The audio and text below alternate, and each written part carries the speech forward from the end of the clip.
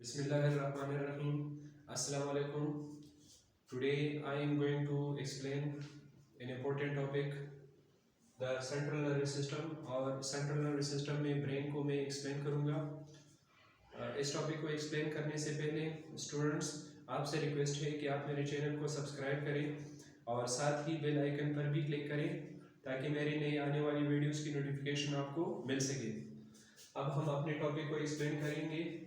Topic है हमारा central nervous system और उसमें हम ब्रेन को एक्सप्लेन करेंगे. सबसे पहले सेंट्रल नर्वस सिस्टम उसको मैं एक्सप्लेन करूँगा थोड़ा सा. सेंट्रल नर्वस सिस्टम एक स्पेसिफिक सिस्टम होता है ह्यूमन बॉडी के अंदर और उसके अंदर दो इम्पोर्टेंट पार्ट्स होते हैं. एक पार्ट होता है स्पाइनल कार्ड और दूसरा पार्ट होता है ब्रेन. तो आज का जो टॉपिक है वो है ब्रेन. तो ब्रेन स्कल के जिस हिस्से में एनक्लोज होता है या कवर्ड होता है उसको हम क्रेनियम कहते हैं. यानी ब्रेन के इर्द गिर्द जो हड्डी होती है, जो बोन का स्ट्रक्चर होता है, उसको हम क्रेनियम कहते हैं. इसके बाद जो ब्रेन के गिर्द जो पर्दा होता है, जो मेम्ब्रेन होता है, वो 3 लेयर्स से बना होता है और उस पर्दे को हम मेनिंजेस कहते हैं. यानी ये जो इंसान का दिमाग होता है, ह्यूमन ब्रेन होता है, इसके गिर्द एक पर्दा सा होता है और इस पर्दे को हम मेनिंजेस कहते हैं. इस पर्दे का काम ये होता है कि ये इंसान के दिमाग को प्रोटेक्ट करता है. इसके बाद ये जो सेरेब्रोस्पाइनल फ्लूइड होता है, ये भी एक इम्पोर्टेंट पार्ट होता है हमारे ब्रेन का. यानी ब्रेन के अंदर कुछ वेंट्रिकल्स होते हैं, कुछ ऐसी प्लेसेस होते हैं जिनके अंदर ये एक फ्लूइड भरा होता है और ये ख़ास किस्म का फ्लूइड होता है. ये हमारे ब्रेन में भी होता है और ये हमारे स्पाइनल कार्ड में भी होता है. इसका ये काम होता है कि ये जो एक्सटर्नल शॉक्स आते हैं, खुदा न खासा कोई गिर जाता है या किसी को चोट लग जाती है, तो ये सेरेब्रोस्पाइनल फ्लूइड उसके असर को रिड्यूस कर लेता है. उसकी वजह से जो प्रेशर आ जाती है ब्रेन पर या स्पाइनल कार्ड पर, तो ये फ्लूइड या ये सेरेब्रोस्पाइनल फ्लूइड उस प्रेशर को, उस मैकेनिकल स्ट्रेस को या प्रेशर को कम से कम रखती है ताकि ब्रेन को नुकसान ना पहुंचे. फिर जो ह्यूमन ब्रेन होता है उसके 3 पार्ट्स होते हैं mainly, fore brain, mid brain और हैंड ब्रेन. आज हम सिर्फ फोर ब्रेन को एक्सप्लेन करेंगे क्योंकि ये एक लेंथी टॉपिक है. तो मिड ब्रेन और हैंड ब्रेन को मैं नेक्स्ट वीडियो लेक्चर्स में एक्सप्लेन करूँगा. फोर ब्रेन ये जो दिमाग का सबसे ऊपर वाला हिस्सा होता है इसको हम फोर ब्रेन कहते हैं. यानी ये जो हमारा दिमाग होता है, दिमाग के ऊपर वाला जो हिस्सा होता है इसको हम फोर ब्रेन कहते हैं और ये सबसे बड़ा हिस्सा होता है दिमाग का. इसके फिर मजीद 3 पार्ट्स हैं, सेरेब्रम, थैलेमस और लिम्बिक सिस्टम. सेरेब्रम ये सबसे बड़ा पार्ट होता है, लार्जेस्ट पार्ट होता है ह्यूमन ब्रेन का. और अगर हम सेरेब्रम को ऊपर से देखें तो ये सेरेब्रम इसके 2 हिस्से होते हैं. इसके 2 पार्ट्स होते हैं. एक पार्ट राइट साइड की तरफ होता है, दूसरा पार्ट लेफ्ट हैंड साइड की तरफ होता है. जो राइट हैंड साइड की तरफ होता है उसको राइट सेरेब्रल हेमिस्फीयर कहते हैं और जो लेफ्ट हैंड साइड की तरफ होता है उसको लेफ्ट सेरेब्रल हेमिस्फीयर कहते हैं. तो सेरेब्रम के 2 हिस्से हैं, राइट सेरेब्रल हेमिस्फीयर और लेफ्ट सेरेब्रल हेमिस्फीयर. फिर ये जो राइट और लेफ्ट सेरेब्रल हेमिस्फीयर्स होते हैं इनके दरमियान में एक स्ट्रक्चर होता है जिसको हम कार्पस कोलोसम कहते हैं. सपोज ये राइट सेरेब्रल हेमिस्फीयर है और ये लेफ्ट सेरेब्रल हेमिस्फीयर है.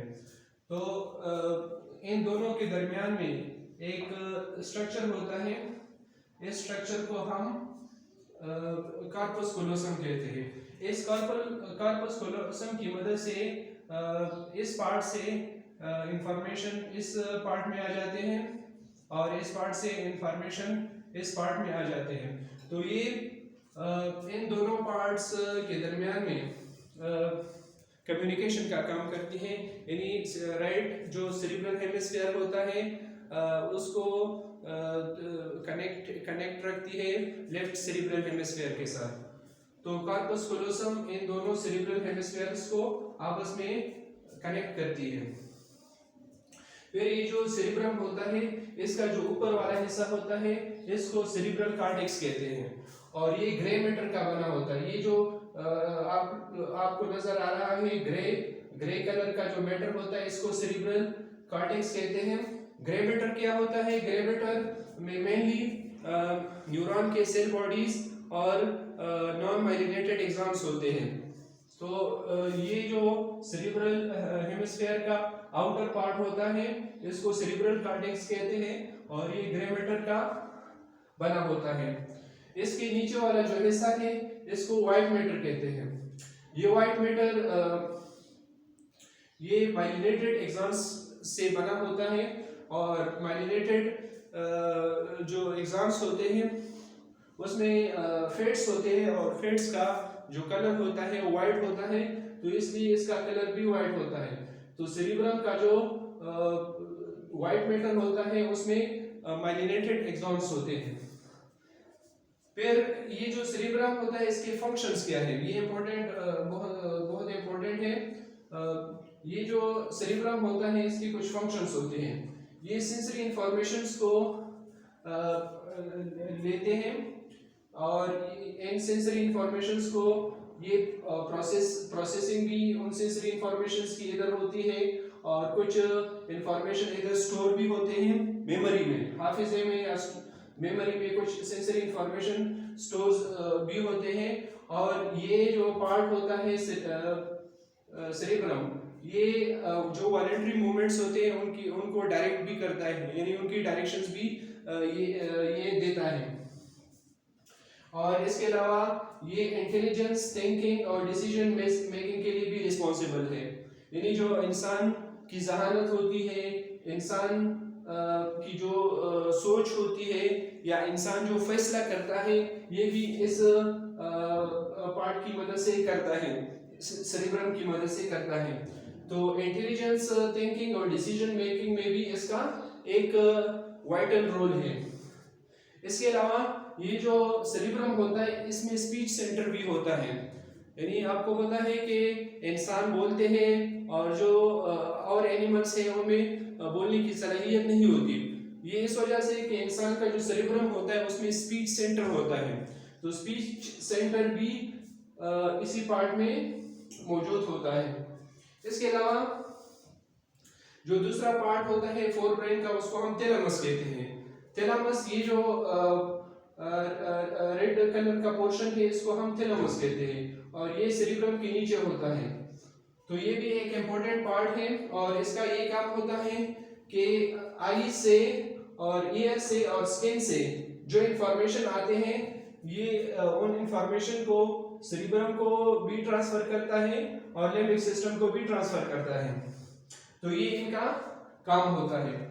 लिम्बिक सिस्टम किसे कहते हैं? लिम्बिक सिस्टम भी फोरब्रेन का एक हिस्सा होता है, एक छोटा सा हिस्सा होता है और ये हिस्सा इधर मौजूद होता है, इस अर्क में मौजूद होता है और ये हाइपोथैलेमस भी लिम्बिक सिस्टम का एक हिस्सा है। इसके क्या काम होते हैं? ये हमारे हंगर को, यानी हमारी भूख को, हमारी प्यास को, थर्स्ट को, डर की हालत में और गुस्से की हालत को, ट्रैंक्विलिटी को, यानी जो सुकून हमें समटाइम्स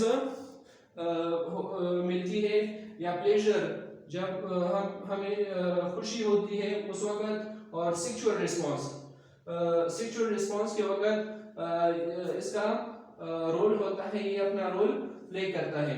तो ये इन रिस्पॉन्सेस को प्रोसेस करता है। यानी लिम्बिक सिस्टम हंगर को, थर्स को, फियर को, एंगर को, ट्रैंक्विलिटी को, प्लेजर को और सेक्सुअल रिस्पॉन्स को प्रोसेस करता है। तो ये था फोर ब्रेन के कुछ पार्ट्स और उनकी एक्सप्लेनेशन और उनके फंक्शंस। इंशाल्लाह हम नेक्स्ट वीडियो लेक्चर में मिड ब्रेन और हैंड ब्रेन को एक्सप्लेन करेंगे। Don't forget to subscribe my channel. Thank you. अल्लाह हाफिज़।